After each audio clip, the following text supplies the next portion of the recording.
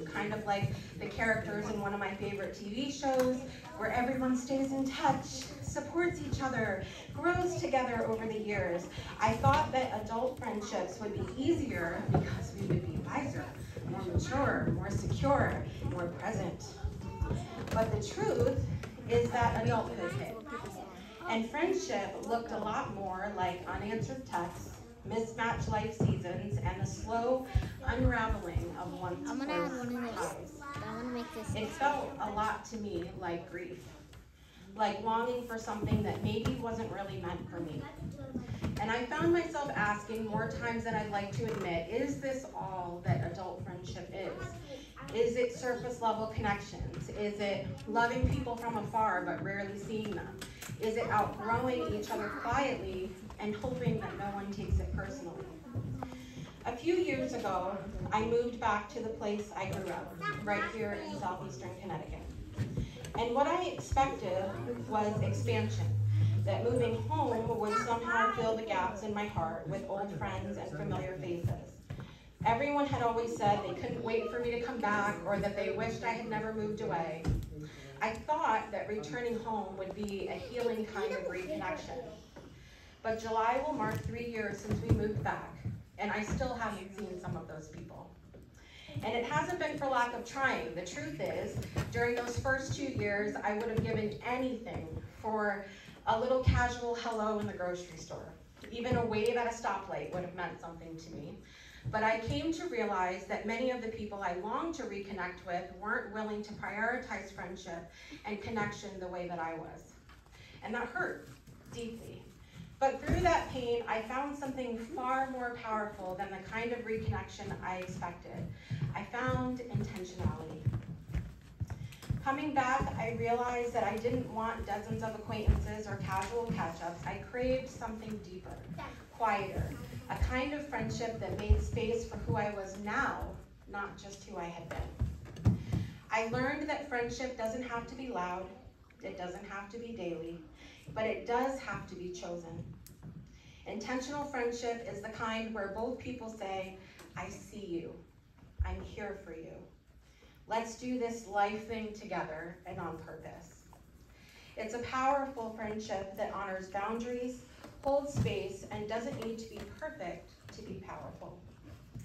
During a joy-filled Thanksgiving weekend in 2024, when my good friend Brittany Floyd, who happens to be the illustrator of There Will Be Hugs, joined us to celebrate that holiday, I had released a self-produced documentary entitled The Friendship Paradox. It's a project that was born from this very question. Why is it so hard to maintain meaningful friendships as adults? In the film, I interviewed people from all walks of life about their experiences with friendship. And what struck me was how universal the ache was. How many people from ages 30 to 90 felt some kind of confusion or pain around friendship. Some told me they felt forgotten.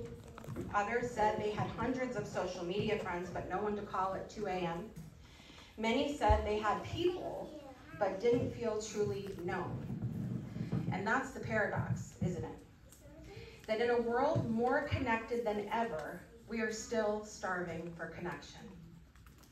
And what I've come to believe in all of this is that friendship in adulthood must be intentional or it will be accidental. And most accidental friendships won't survive the weight of real life. And this is especially important to recognize given the current state of our world.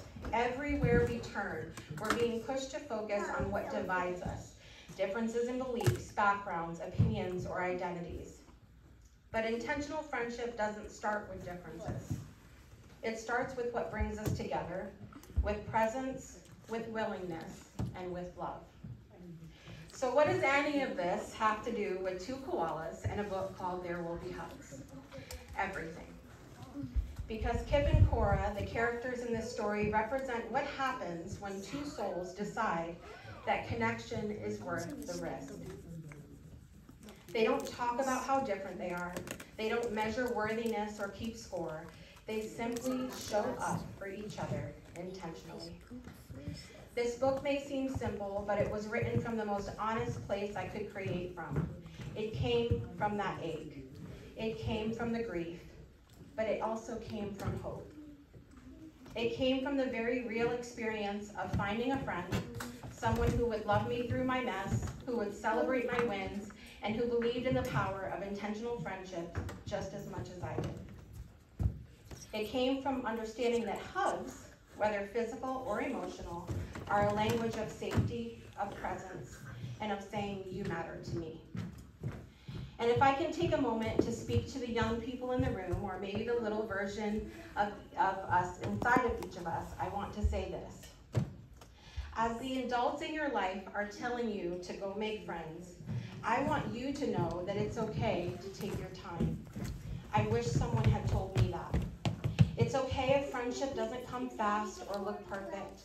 Friendships will change over the years, and 20 years from now, the people around you may not be the same, but that doesn't mean that something went wrong. It just means life evolved, and you can open your heart and be intentional about how you connect. Those kindred spirits will find you. A quote from one of my favorite childhood books, Anne of Green Gables, says, "It's not what the world holds for you, it's what you bring to it." And I believe that's true for friendship too. It's not what friendship holds for you, it's what you bring to it. So here's what I want to leave you with today.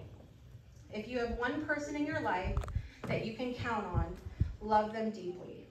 If you're still looking for that kind of friend, don't give up.